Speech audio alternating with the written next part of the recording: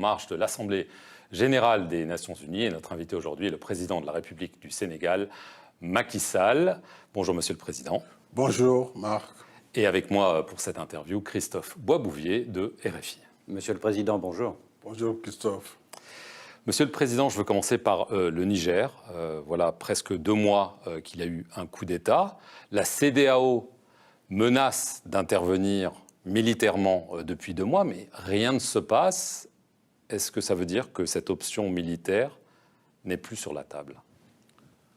Alors, depuis la décision du Conseil, du sommet des chefs d'État, où un ultimatum avait été donné, bien entendu, toutes les options étaient sur la table, y compris l'option militaire. Étant entendu que c'est la dernière option à entreprendre, bon, depuis lors, évidemment, il y a eu des initiatives à la fois diplomatiques et des discussions underground sous la direction du Nigeria. Cette dernière option militaire ne saurait être faite que lorsque, véritablement, toutes les pistes auraient été épuisées et que, surtout, le pays qui est la nation cadre, dans ce cas, qui est le Nigeria, frontalier, lorsqu'il jouera son rôle dans cette option, les autres pays sont tout à fait prêts pour jouer leur partition. Donc elle reste Mais sur je la... pense que l'option est sur la table. Maintenant, quand est-ce qu'elle se fera? Ça, je ne sais pas encore. Alors, vous parlez toujours régulièrement avec le président Bazoum, j'imagine. Oui, absolument. Nous parlons, même avant mon arrivée ici, nous avons échangé. Alors justement, est-ce qu'il est toujours demandeur de cette intervention militaire ou est-ce que désormais il pourrait opter pour une solution diplomatique? Non, je crois que le président Bazoum, lui, il subit une situation. La CEDEAO avait considéré que c'était là un coup d'État de trop.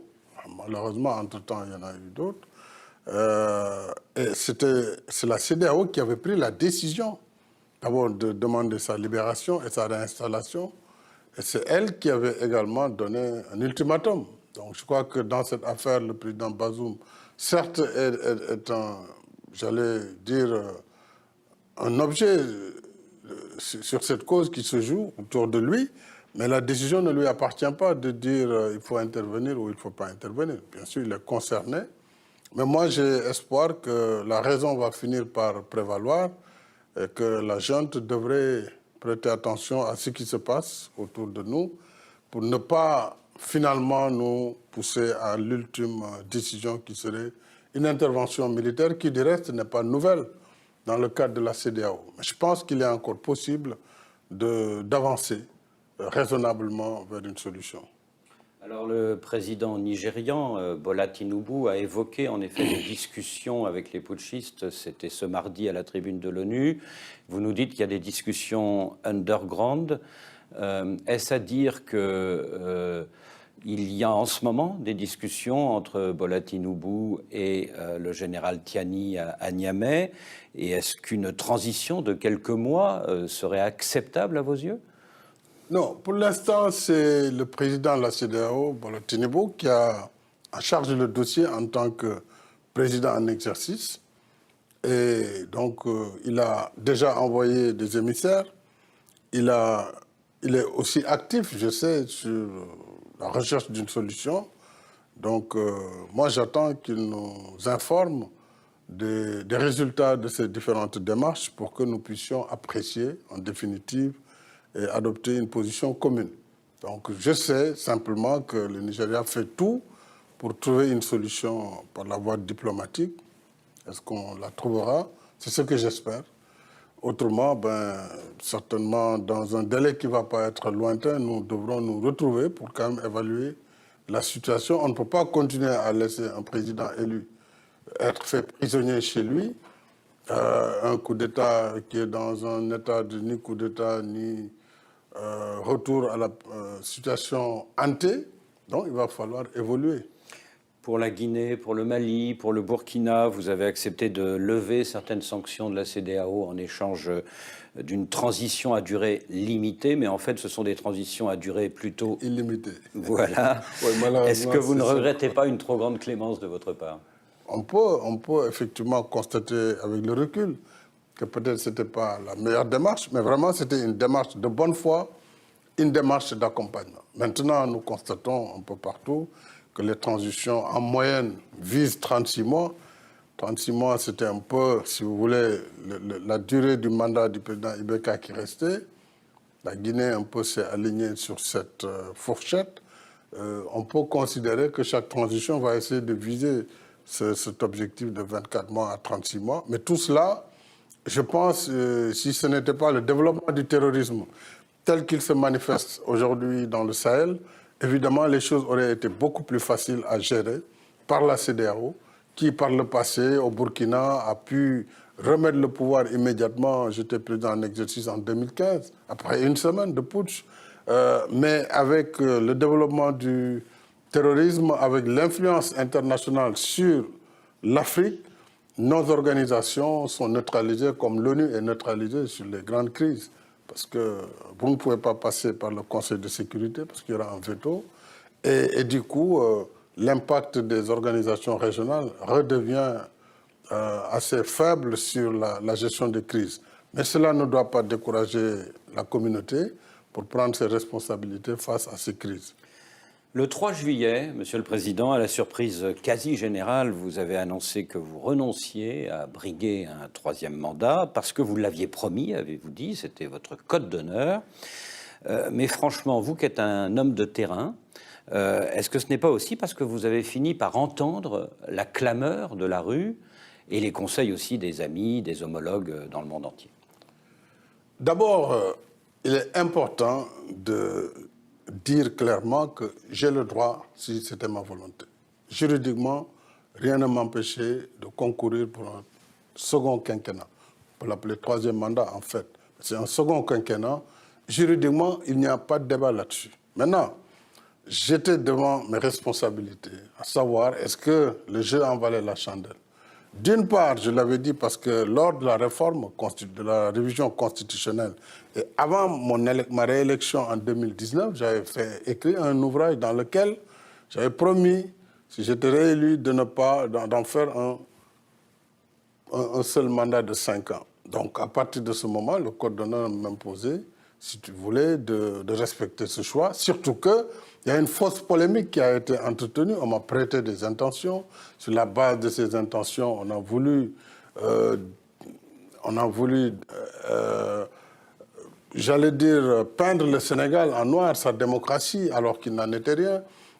Donc, après avoir apprécié, j'ai estimé que la meilleure démarche était effectivement de ne pas tenter ce second quinquennat, qui est de droit, mais ce n'est pas parce que c'est de droit que je dois le faire nécessairement, surtout si ça doit coûter en vies humaines ou ça doit coûter au Sénégal sa légendaire démocratie. Oui, c'est Donc, ça. C'est parce que quand vous avez vu les manifestations, les morts, vous vous êtes dit il faut arrêter. Non, les morts, attention, les morts n'ont rien à voir avec le troisième mandat. Les morts ont été la conséquence des appels à des insurrections suite à des problèmes politiques, politico-juridiques, j'allais dire.